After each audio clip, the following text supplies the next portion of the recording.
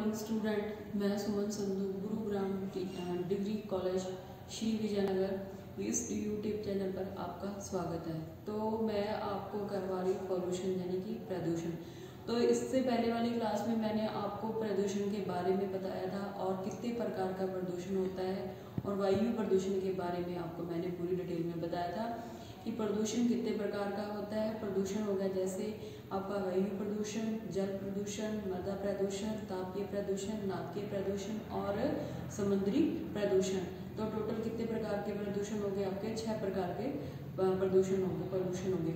तो जो मैंने आपको पहले करवाया था वो कौन सा करवाया था? एयर पोल्यूशन या वायु प्रदूषण। और आज का अपना जो टॉपिक है वो है वाटर पोल्यूशन यानी कि जल प्रदूषण। आज का टॉपिक आपका जो है वो है जल प्रदूषण।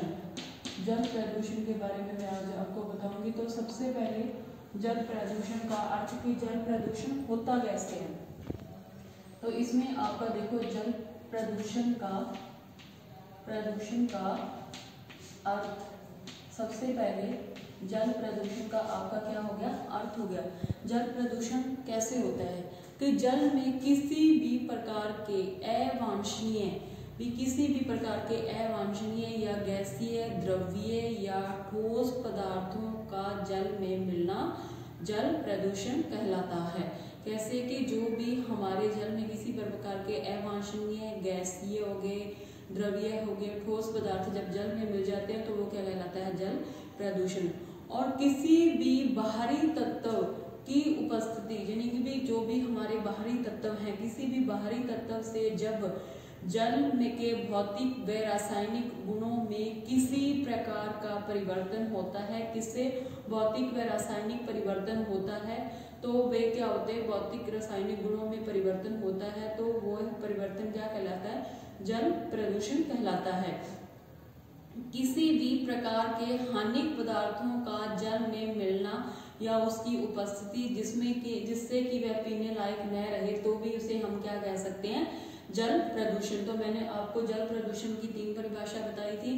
पहली थी कि जल में किसी भी प्रकार के अवांछनीय, गैसीय या द्रवीय या ठोसीय जो पदार्थ जब जल में मिल जाते हैं तो वह क्या कहलाता है? जल प्रदूषण कहलाता है। दूसरी मैंने अब बताया था, दूसरी परिभाषा भी किसी भी बाहरी तत्व की उपस्थिति से जब जल के भौतिक व रासायनिक गुणों में परिवर्तन होता है, किसी भी प्रकार का परिवर्तन होता है, तो वह परिवर्तन जल प्रदूषण कहलाता है। और तीसरा है भी किसी भी प्रकार के हानिक पदार्थों का जल में उपस्थिति में जिसमें से कि वह पीने लायक न रहे तो वो क्या कहलाता है? जल प्रदूषण। तो मैंने आपको जल प्रदूषण का अर्थ बताया था।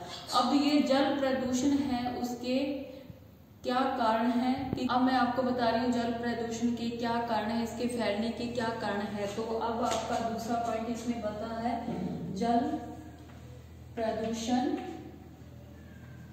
के कारण, कि जल प्रदूषण किस कारण से फैलता है। तो ये इसमें प्राकृतिक कारण भी आ जाते हैं और मानवीय जनित कारण भी आ जाते हैं।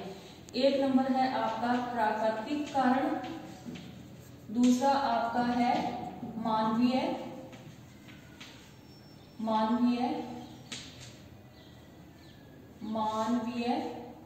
कारण। इसमें 2 कारण आ जाते हैं, एक तो प्राकृतिक कारण और दूसरा मानवीय कारण।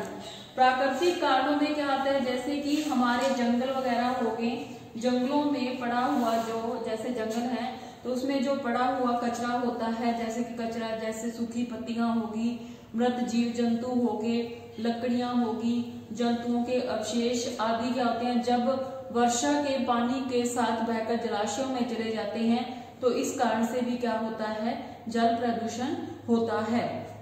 दूसरा कारण है कि जो आपका बहते हुए जल में क्या होता है? खनिज हो गए, खनिज व खानों के बाहर, जैसे कि आपकी बड़ी बड़ी खाने होते हैं, कोयले की खाने होगी, संगमरमर की खाने होगी, शीशे की खाने होगी आदि जो खाने होती हैं, उसके बाहर जो कचरा पड़ा होता है वो भी क्या होता है? जब जलाशयों में बहकर चला जाता है तो वह कारण भी होता है जल प्रदूषण को फैलाने का। ये कौन से कारण है? प्राकृतिक कारण हो गए।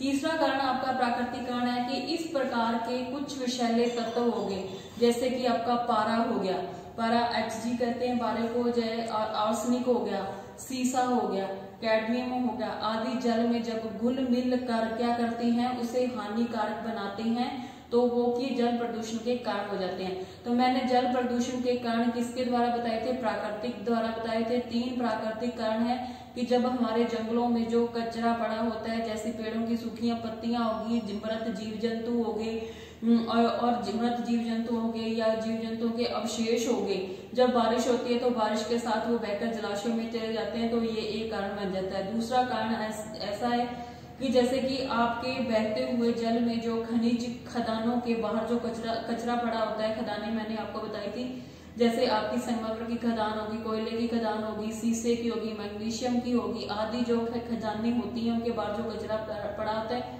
वो जब बहकर जलाशय में चला जाता है तो वह भी एक कारण बन जाता है। तीसरा कारण मैंने आपको ये बताया था कि जब इस प्रकार के कुछ विषैले पदार्थ जैसे Hg पारा हो गया, आर्सेनिक हो गया, आपका सीसा हो गया, कैडमियम हो गया आदि ये तत्व घुल मिलकर उसे क्या करते हैं, जल को हानिकारक बनाते हैं। ये कारण कौन सा हो गया, आपका प्राकृतिक कारण हो गया। अब दूसरा आपका मानवीय कारण आ गया।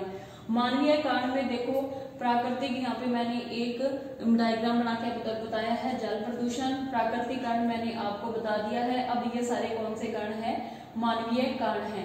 तो इसमें देखो औद्योगिक अपशिष्ट आ गए, घरेलू बहिस्राव आ गया, जैविक प्रदूषण आ गया, कृषि द्वारा कामों में प्रदूषण आ गया और तैलीय प्रदूषण आ गया। तो इसमें देखो मानवीय द्वारा जब क्या होता है, अज्ञानतावश की हमें सब कुछ अज्ञानता होते हुए, इस बात का पता होते हुए भी हम क्या करते हैं, जब कचरे को नदियों तालाबों नहाने का और गंदा मल त्याग जो वगैरह होते हैं उसको क्या करते हैं, जलाशय में बहा देते हैं, तो भी ये मानवीय कारण हो जाता है।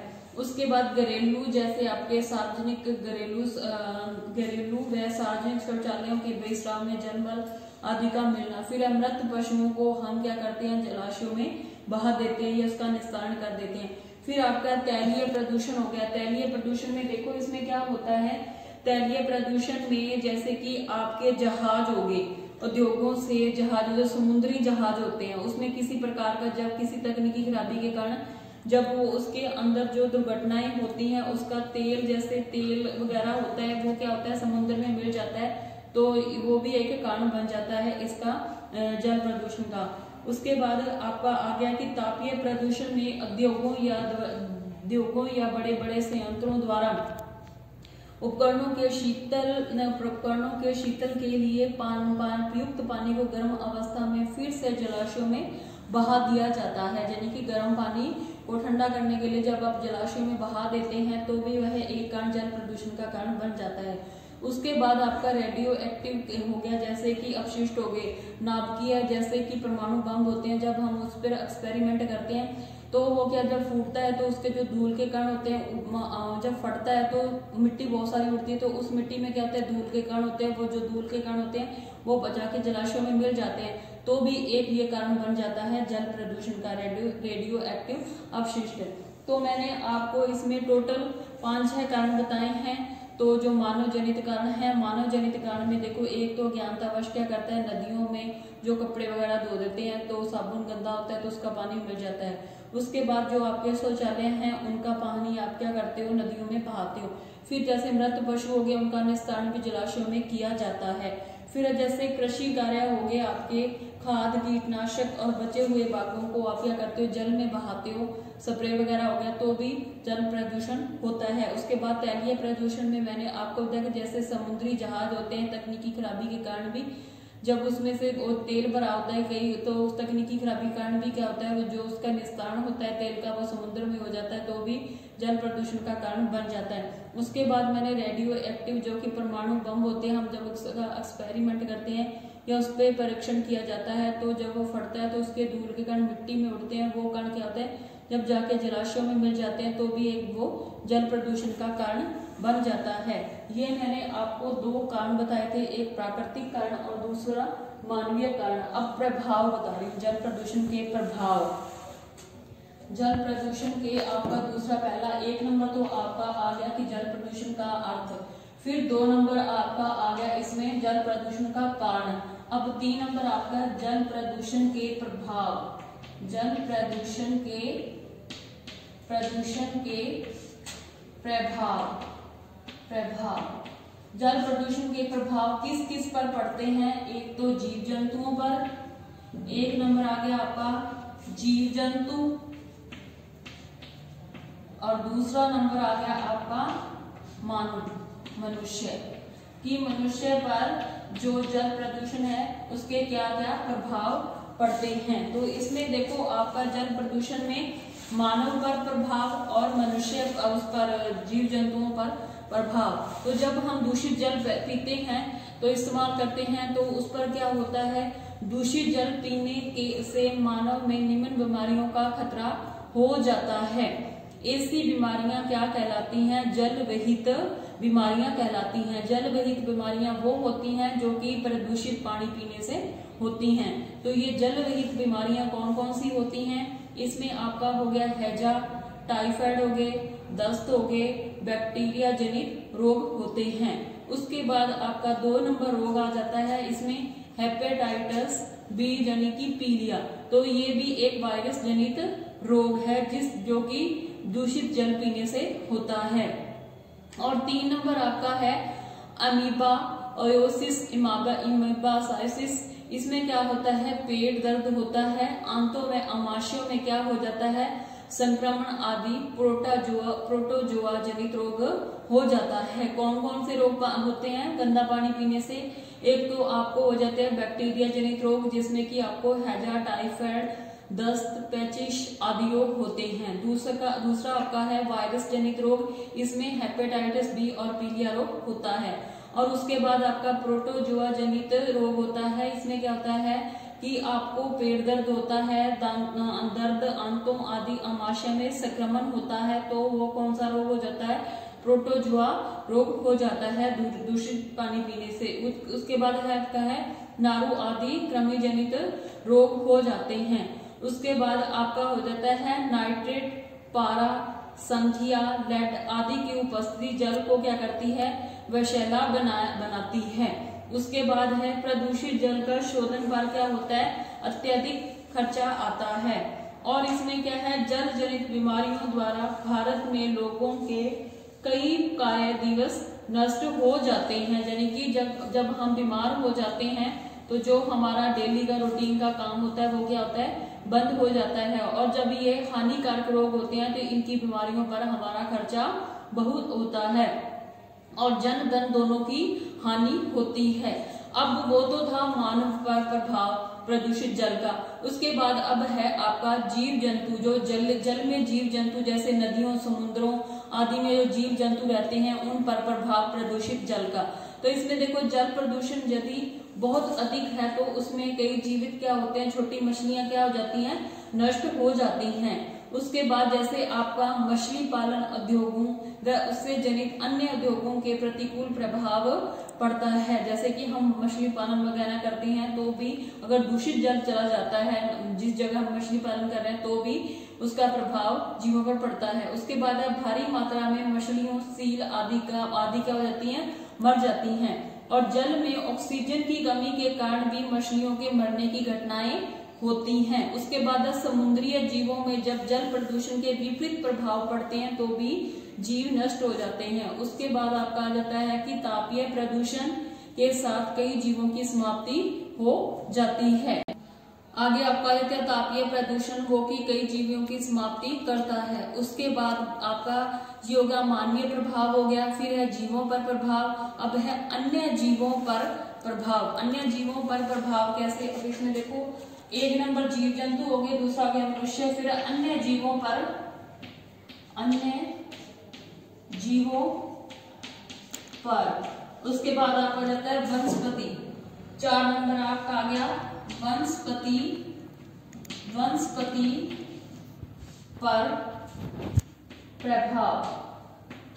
वनस्पति पर प्रभाव मैंने आपको जीव जंतुओं पर प्रभाव बता दिया, मनुष्य पर प्रभाव बता दिया। अब है आपका आगे 3 नंबर अन्य जीवों पर प्रभाव। अन्य जीव जैसे आपके हो गए, जैसे हम पालतू जानवर होते हैं, जैसे कि आपका हो गया गाय, भैंस आदि को प्रदूषित जल पिलाने से क्या हो जाता है, आंतर रोगों से ग्रसित हो जाते हैं।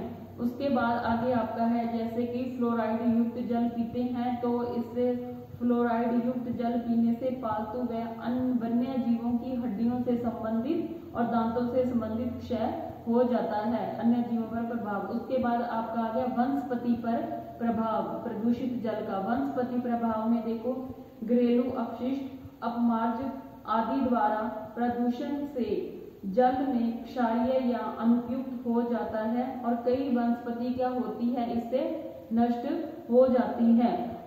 उसके बाद आप क्या करते हो, जैसे आपकी कृषि करते हो तो कृषि में क्या होता है, कई कीटनाशक दवाइयों का प्रयोग किया जाता है तो इससे क्या होता है, कृषि अपशिष्ट में नाइट्रेट, फास्फोर आदि होने से इनमें से कुछ जलीय शैवाल जैसे कि नील हो गए, हरित शैवाल यानी कि छोटे छोटे जो जीव जंतु होते हैं आदि की अधिकता होती है, वो बाकी सभी वनस्पतियों को क्या कर देती है, नष्ट कर देती है।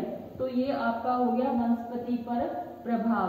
अब मैं आप इसको जल प्रदूषण के नियंत्रण और उपाय की हम जल प्रदूषण को कैसे रोक सकते हैं। अब इसका आगे आपका चौथा पॉइंट आ जाता है जल प्रदूषण पर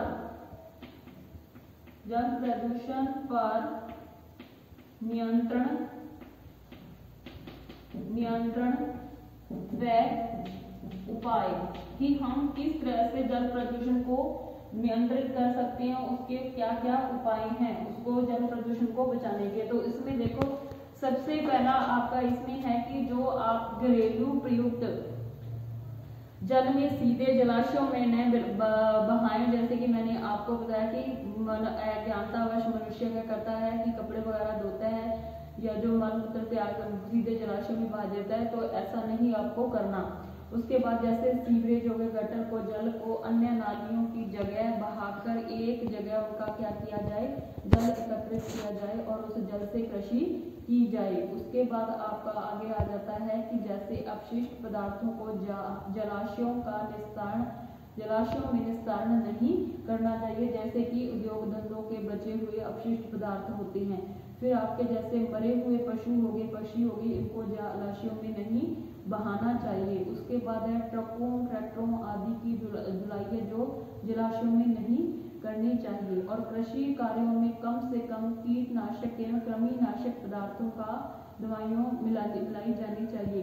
और उसके बाद आपका है कि खनन क्षेत्र में, औद्योगिक क्षेत्र में आवासीय बस्तियों से दूर होनी चाहिए। जैसे कि आपका जो भी खानों के पास जो भी आपकी खाने होती हैं, खाने मैंने आपको बता दी कोयले की खान होगी, लिग्नाइट की खान होगी, शीशे, पारा आदि जो खाने होती हैं, इनसे हमारा जो निवास स्थान है इनसे दूर होना चाहिए, रहने की जगह दूर होनी चाहिए। उसके बाद है प्रदूषण के कारणों व रोकने के उपायों में जन साधारण को यानी कि हमारी जो जनता है उससे जनता को अवगत कराना चाहिए। उसके बाद जैसे आप NSS, NCC ये स्काउट होते हैं आदि कैंपों को जलाशयों के रख रखाव, दवाइयाँ डालना आदि कार्य करवाने चाहिए। उसके बाद है प्रदूषण नियंत्रण कानूनों का भी सख्ती से आपको पालन करना है और खासकर आपको स्कूल, कॉलेज आदि ग्रामीण क्षेत्रों में जल प्रदूषण की जानकारी देनी चाहिए। तो ये आपको होगी नियंत्रण या उपाय। तो ये मैंने आपको करवाया था आज जल प्रदूषण यानी कि वाटर पोल्यूशन। तो इसमें मैंने आपको जल प्रदूषण का सबसे पहले कारण बताया था कि जल प्रदूषण किस कारण से होता है। जल प्रदूषण में किसी भी प्रकार की जैसे कि अवांछनीय, गैसीय, द्रवीय, ठोस पदार्थों का जल में मिलना क्या कहलाता है, जल प्रदूषण कहलाता है। फिर उसके बाद मैंने आपको दूसरी परिभाषा बताई थी कि किसी बाहरी तत्व की उपस्थिति से जब जल के भौतिक एवं रासायनिक गुणों में परिवर्तन होता है तो वह परिवर्तन जल प्रदूषण कहलाता है। फिर मैंने तीसरी परिभाषा बताई थी किसी भी प्रकार के हानिकारक पदार्थों का जल में उपस्थिति जिससे कि वह पीने के लायक न रहे तो वह जल प्रदूषण कहलाता है। उसके बाद जल प्रदूषण वो तो हो गया आपका जल प्रदूषण का अर्थ। अब ये जल प्रदूषण के कारण एक प्राकृतिक कारण है, दूसरा मानवीय कारण है। प्राकृतिक कारण में ये होता है कि जो भी हमारे जंगल वगैरह होते हैं तो वहाँ पे जो हमारा कचरा जैविक कचरा होता है, जैसे कि सूखी पत्तियां होगी, मृत जीव जंतु हो गए या उनके अवशेष हो गए, जब वर्षा के साथ बहकर वो जलाशयों में चले जाते हैं तो वो क्या प्रदूषण का रूप ले लेते हैं। उसके बाद बहते हुए जल में जैसे खनिज हो गए, खनिज व खानों के बाहर पड़ा हुआ कचरा होता है, वो क्या होता है शेष पदार्थ में जलाशयों में पहुंच जाते हैं तो भी जल प्रदूषण इस कारण से होता है। तीसरा, इस प्रकार के विषैले कुछ तत्व जैसे कि पारा हो गया, आर्सेनिक हो गया, सीसा हो गया, कैडमियम आदि जल में मिल जाते हैं, वो जल को प्रदूषित कर देते हैं। तो वो क्या, ये हो गए जल प्रदूषित के कारण कि ये तो आपके प्राकृतिक कारण होंगे। दूसरा कारण है मानवीय कारण। मानवीय कारण में अज्ञानतावश नदियों और तालाबों में नहाने और मल मूत्र त्याग आदि कर देते हैं। और उसके बाद जैसे आपके मृत पशुओं आदि का निस्तारण भी जलाशयों में किया जाता है। उसके बाद आपका तैलीय प्रदूषण होता है। तैलीय प्रदूषण में क्या हो जाता है कि जब उद्योगों में से, जहाजों से या समुद्री दुर्घटनाओं से तेल के परिवहन द्वारा वह समुद्र के किनारे तेल के कुआं का रिस जाना भी तैलीय प्रदूषण का कारण होता है। क्या कि अगर समुद्र के पास तेल के कुएं हैं तो। फिर उसके बाद है जल तापीय प्रदूषण। इसमें क्या होता है उद्योगों द्वारा या बड़े संयंत्रों के उपकरणों के शीतल पेय के लिए प्रयुक्त पानी गर्म अवस्था में फिर से जलाशयों में छोड़ा जाता है, जिससे कि नदियों तालाबों में आदि का पानी गर्म हो जाता है। फिर है रेडियो एक्टिव, जो कि मैंने आपको बताया था, परमाणु बम परीक्षण किए जाते हैं तो भी वे प्रदूषण का कारण बनते हैं। ये आपका अर्थ हो गया। फिर आपके कारण हो गए। अब इसके प्रभाव किस किस पर प्रभाव पड़ते हैं जल प्रदूषण के। पहला है जीव जंतुओं पर प्रभाव, फिर है मनुष्य पर, फिर अन्य जीवों पर, फिर आपकी वनस्पति पर प्रभाव। तो सबसे पहले मैं आपको मनुष्य पर प्रभाव बता रही हूँ कि दूषित जल पीने से मनुष्य को कौन कौन से रोग होते हैं। एक तो मैंने बताया था कि आपको हेपेटाइटिस बी, दस्त आदि, पैचिश, ये बैक्टीरिया जनित रोग होता है।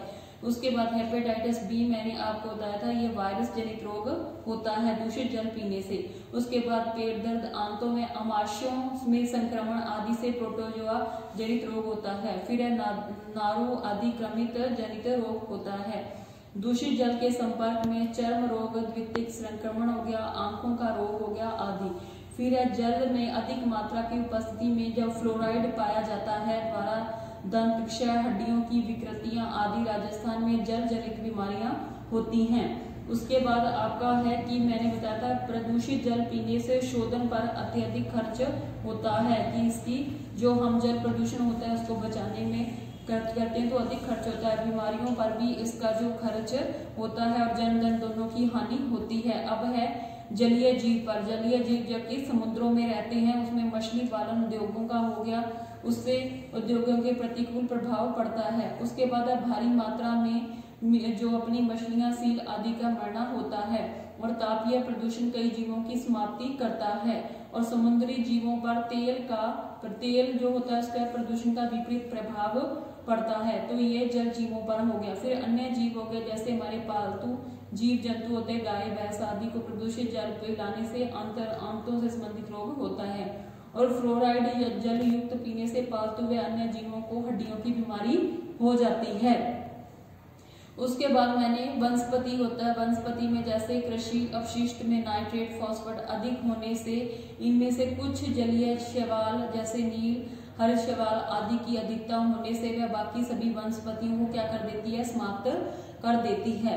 उसके बाद मैंने इसके उपाय बताए थे। उपायों में मैंने बताया था कि घरेलू प्रयुक्त जल है जो सीधे जलाशयों में नहीं बहाना चाहिए। उसके बाद आपके सीवेज, गटर आदि के जल को एक जगह एकत्रित करके उनको कृषि के योग्य बनाना चाहिए। उसके बाद मैंने आपको बताया कि मरे हुए जो पशु पक्षी हैं उनको जलाशयों में नहीं बहाना चाहिए। उसके बाद है ट्रैक्टरों आदि की धुलाई जलाशयों में न करें। उसके बाद मैंने आपको बताया था कि एनसीसी, एनएसएस जो हमारे ये कैंप होते हैं ये लगाकर इनके जल प्रदूषण के रोकने से संबंधित रख रखाव आदि संबंधित दवाइयों डालना आदि का उपयोग करना सिखाना चाहिए। उसके बाद है प्रदूषण नियंत्रण जो हमारे कानून बने हुए हैं उनका सख्ती से पालन करना चाहिए। और लास्ट में आपका है कि जैसे स्कूल कॉलेज हैं उनमें में खासकर ग्रामीण क्षेत्रों में जल प्रदूषण की जानकारी हमें देनी चाहिए। तो आज मैंने आपको जल प्रदूषण के बारे में तब बताया था। 2 प्रदूषण आपके हो चुके हैं, पहला वायु प्रदूषण, दूसरा जल प्रदूषण। तो आगे जो प्रदूषण बचे हैं वो मैं आपको आगे की क्लास में कराऊंगी। तो इसकी क्लास, आज की क्लास यही खत्म होती है। धन्यवाद।